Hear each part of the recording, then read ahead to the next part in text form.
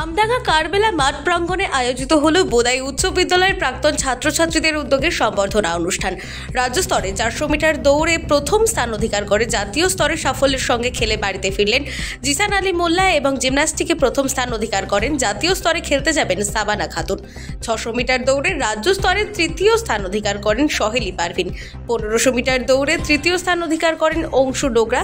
এই সমস্ত ছাত্রছাত্রীকে এদিন সংবর্ধনা প্রদান করেন বারাসাত 1 নম্বর ব্লকের বিডিও রাজীব দত্ত চৌধুরী।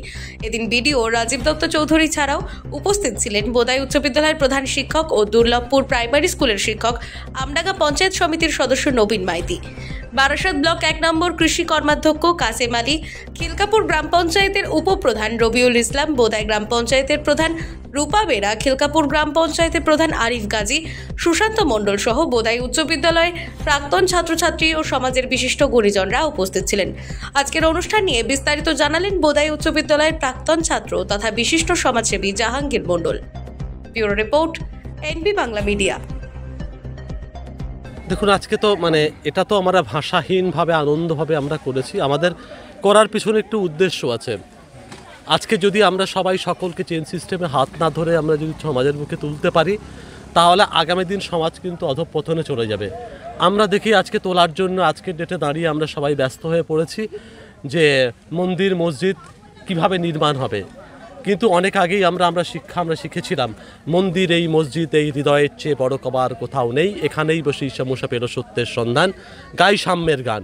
আমরা সাম্যের গান গাইতে গাইতে মানুষের মধ্যে সাম্যতা বজায় রাখতে হবে এবং সেখানে কেউ ডাক্তার, কেউ মাস্টার, কেউ ইঞ্জিনিয়ার হবে, তাদের পিছনে সবাই ইঁদুর দৌড় শুরু করে দিয়েছে। সেখানে সবাই বাবা মারা ছুটছে, কিন্তু একটা বাচ্চাকেও একটা উইসেল বোর্ড করা যেতে পারে, তার মতো হতে পারে, কেউ ফার্স্ট প্রাইজের মতো হতে পারে, জেটসনের মতো হতে পারে, কেউ ফেলপসের মতো হতে পারে, কিন্তু তাদের জন্য কেউ কিছু করছে না। কিন্তু তাদের জন্য করা উচিত, ভাবা উচিত। আমরা যদি মানুষকে ইন্সপিরেশন করলে মানুষ 7 সমুদ্র 13 নদী পার পেরিয়ে যেতে পারে। আমরা সেই জন্যই বোদাই উচ্চ বিদ্যালয়ের প্রাক্তনীদের পক্ষ থেকে আমরা এখানে বাচ্চাদের পাশে দাঁড়ালাম। আগামী দিনের ভবিষ্যৎ তাদের নিজেদের ভবিষ্যৎ ভালো হবে, আগামী দিনের ভবিষ্যৎকেও তারা ভালো করবে এবং তারা পথপ্রদর্শক হবে। তাদের পাশে যদি আমরা দাঁড়াতে পারি, তারা যদি এগিয়ে যেতে পারে, দেশ এবং দশের গর্ব হবে। এবং তার জন্য আজকে আমরা এখানে একটা খোলা মাঠে, আমরা মাটির কাছাকাছি থেকে মাটির গন্ধ নিয়ে যেখানে তারা প্র্যাকটিস করে সেখানেই আমরা আজকে অনুষ্ঠানটা করলাম। তার জন্য কি কারবালার মাঠটা বেছে নিলেন? সেই জন্য আমরা কারবালার মাঠটাকে বেছে নিলাম।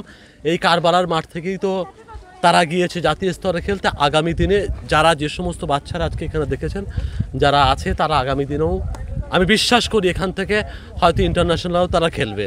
শুধুমাত্র চাই তাদের পাশে থাকা, তাদেরকে ইন্সপিরেশন দেওয়া। যদি আমরা বোদাই উচ্চ বিদ্যালয়ের প্রাক্তন ছাত্র বা ছাত্রীরা মিলে যদি এটা করতে পারি, আমি বিশ্বাস করি মানুষের অনেক ভালো হবে।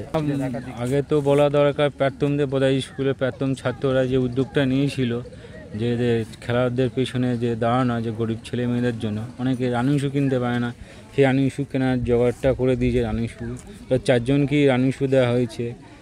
খেলার ব্যাগও নেই, সেই ব্যাগটাও আয়োজন করেছে। তাদের আপার লোয়ারটা নেই, সেই আপার লোয়ারটা জোগাড় করে এইসব সবাই সহযোগিতা করে আজ ভালোভাবে অনুষ্ঠানটা করলাম। ওই প্রাক্তনদের জন্যই আজকে আমাদের যেমন বিডিও বারাসাত অনের বিডিও স্যার সবাই বুঝতেই ছিলেন। আমার নাম উৎপল ধারা, আমি এই মাটি ট্রেনিং করাই। আমি তো এখানে এসেছি জাহাঙ্গীরদার ডাকে।